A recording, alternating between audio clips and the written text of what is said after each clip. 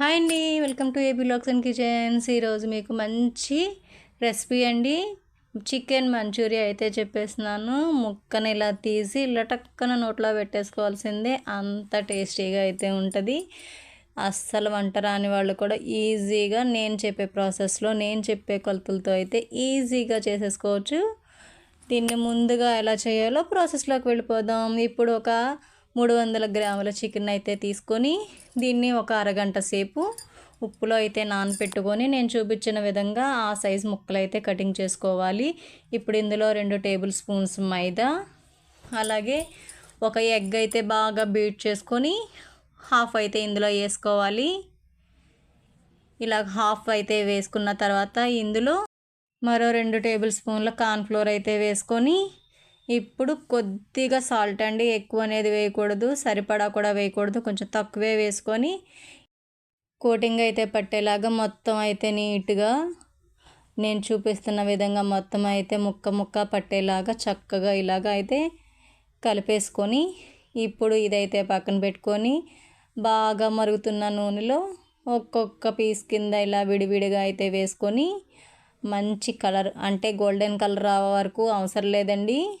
నార్మల్గా కొంచెం gold colour వస్తే సరిపోతుంది.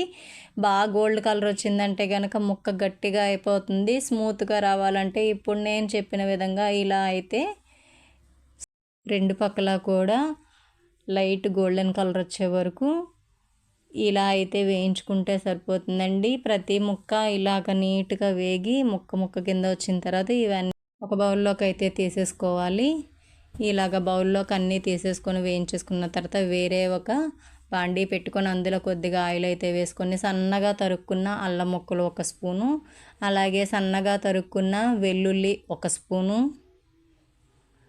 ఇప్పుడు పచ్చిమిర్చి కూడా సన్నగా అయితే తరుక్కొని అవి ఒక 4 అయితే వేసుకోవాలండి. మీరు కారం కావాల్సితే కొంచెం ఎక్స్ట్రా వేసుకోవచ్చు. ఇలా ఇవన్నీ బాగా హై ఫ్లేమ్లోనే మాత్రం వేగాలి. దీని తర్వాత ఒక ఉల్లిపాయ చిన్నదైతే ముక్కలు కోసుకొని వేస్తున్నాను. ఇది కూడా మంచి గోల్డెన్ కలర్ అయితే రావాలి. ఏదైనా మనం మంచూరియాస్ చేసేటప్పుడు హై ఫ్లేమ్లోనే చేయాలి. అలాగే ఇప్పుడైతే వేగిపోయింది కదా, ఇందులో ఒక పావు స్పూన్ వైట్ పెప్పర్ పౌడర్, అలాగే ఒక half spoon black pepper powder అయితే వేసాను.